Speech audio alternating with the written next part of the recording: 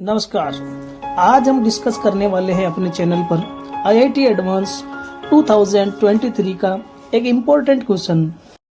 देखिए, आपके सामने क्वेश्चन है, मैं पढ़ देता हूँ।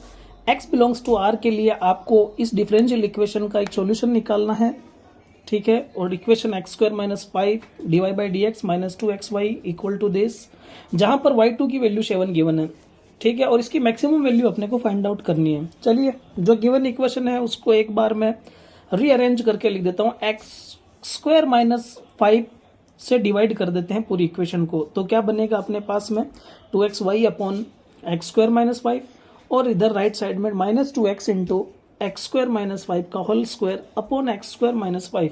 आपको दिख रहा है, 1 डिग्री कट कर देते हैं यहाँ से एक्स स्क्वायर माइनस 5 की एक्स स्क्वायर माइनस 5 से, तो 1 डिग्री की टर्म बचेगी राइट साइड में, ठीक है।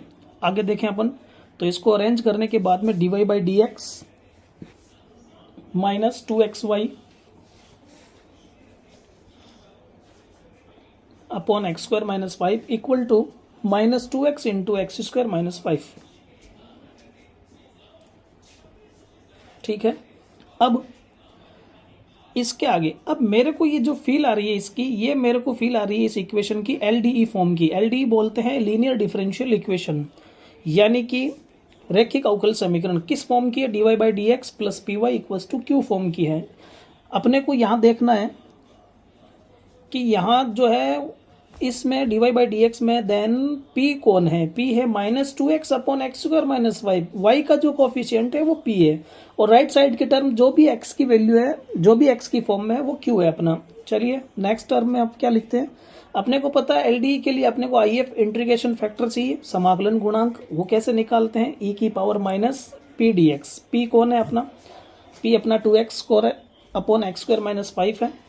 अब यहाँ अपन देखने वाले हैं कि इसको e की power minus 2x upon x square minus 5 integration, जो ऊपर का इंटीग्रेशन है वो कैसे मिलेगा अपने को? तो मैंने कहा नीचे वाले को अपन t मान लेते हैं, t एज्यूम कर लेते हैं। तो t, इसका डेरिवेटिव एक्स स्क्वायर माइनस 5 को t एज्यूम करने पर इसका derivative 2x dx equal to dt, और हम जानते हैं ऊपर negative sign as it is, integration dt upon t, और dt अपॉन t का इंटीग्रेशन होता है log t। और ये माइनस जो है, अब मैं इसको माइनस को ऊपर भेजने वाला हूँ। उससे पहले t की वैल्यू पुट कर देते हैं अपन। t की value x square minus 5, then minus को आप पावर में भेजें तो आपको पता चलेगा एक्स स्क्वायर माइनस 5 का log, e से log की पावर कैंसिल, अपने पास if बचेगा एक्स स्क्वायर माइनस 5 की पावर माइनस 1, बोले तो 1 अपॉन एक्स स्क्वायर माइनस 5। अब अपने को मालूम है कि जो एलडीई होती है उसका सॉल्यूशन क्या होता है। थोड़ा इरेज कर देते हैं इसको। उसका सॉल्यूशन होता है y इंटू आई एफ। आप क्या जानते हो? वी नो दैट सॉल्यूशन होता है y into I F equals to integration q into I F D X. चलिए लेफ्ट साइड को सॉल्व नहीं करते, एज इट इज रखते हैं। y इंटू आई एफ क्या अपना 1 upon x square minus 5, into में लिख देता हूँ मल्टीप्लाई में, ये इंटू, ठीक है, इक्वल टू q अपने पास में ऊपर है, देखें आप, ये q ये रहा, ठीक है। आगे q की value minus 2x upon x square minus 5 into में, सॉरी अपॉन में क्या लिख दूंगा 1 अपॉन, हाँ डिस्कस कर लिया अपन ने ये भी। इसको कट कर देते हैं, ये कट सट okay. Then y upon x square minus 5 equals to minus 2x upon 2x into only में, और 2 आपको कोफिशिएंट है इंटीग्रेशन के बाहर, और x का इंटीग्रेशन आप सब जानते ही हैं। x का इंटीग्रेशन क्या होता है? x का इंटीग्रेशन होता है एक्स स्क्वायर बाई 2, प्लस में कौन आ जाएगा c। चलिए y 2 से 2 कट, y की फॉर्म में लिख देते हैं अपन, y is equals to okay c minus x square, then y upon y equals to c minus x square minus 5।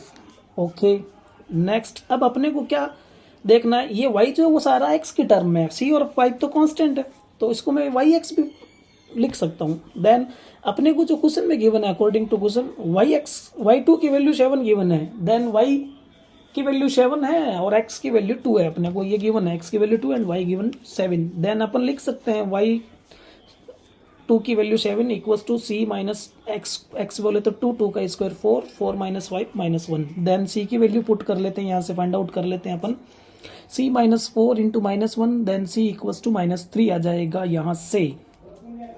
सी की वैल्यू अपन इक्वेशन के अंदर पुट कर देते हैं, जो अपनी फर्स्ट इक्वेशन में दे रहा हूँ उसके अंदर। अब अपन देखेंगे कि इक्वेशन फर्स्ट से अपना सॉल्यूशन सी की वैल्यू पुट करने से अपने को एक कौन सा सॉल्यूशन मिलेगा, आपको पता ही है, that is not a general solution. ये जनरल सॉल्यूशन नहीं है, स्पेसिफिक सॉल्यूशन जिसको आप बोल सकते हो, विशिष्ट हल जिसको आप बोल सकते हो, ये आ गया अपने पास में। लेकिन मुझे ये नहीं चाहिए, मुझे इसका क्या चाहिए, इस फंक्शन की मैक्सिमम वैल्यू चाहिए। इस फंक्शन की मैक्सिमम वैल्यू के लिए पहले इसको रीअरेंज कर दिया मैंने माइनस कॉमन लेकर के। अब यहां से क्या होता है ना, यहां से मैं इसको ऐसे लिख रहा हूं x की पावर 4 माइनस 15, देन माइनस को अंदर भेज देते हैं अपन 15, सॉरी माइनस दिस सॉरी 15 लिखना था यहाँ पे, चलिए 15 सॉरी। नेक्स्ट नई टर्म अपन लिख देते हैं y इक्वल्स टू, इसको मैंने थोड़ा सा लिख दिया 16 माइनस 1, 15 को आप लिख सकते हो। अब आप देखोगे कि ये जो टर्म है 2x² माइनस x4, ये किसी की होल स्क्वायर है। किसके होल स्क्वायर में लिख रहता हूँ, x² माइनस 1 का होल स्क्वायर। आप जब भी खोलोगे वो टर्म आ जाएगी। अब ये जो है होल स्क्वायर वाली वैल्यू, ये जीरो होने की वजह से कभी भी मैक्सिमम निकालेंगे तो ये मैक्सिमम 0, 16 माइनस 0 0 दे सकता है, 16 दे दिया इसने। अब आप यहाँ से एक काम कर सकते हो, मैक्सिमम और मिनिमम कॉन्सेप्ट जो अपन ने पढ़ा है, एप्लीकेशन ऑफ डेरिवेटिव, वहां से भी आप इसको क्या कर सकते हैं, मैक्सिमम वैल्यू फाइंड आउट कर सकते हैं। आप यहाँ से क्रिटिकल पॉइंट निकालेंगे, एक्सट्रीम पॉइंट निकाल करके जीरो वैल्यू पुट करके डबल डेरिवेटिव से चेक कर सकते हैं। Okay guys, thank you. ये था आपका क्वेश्चन IIT 223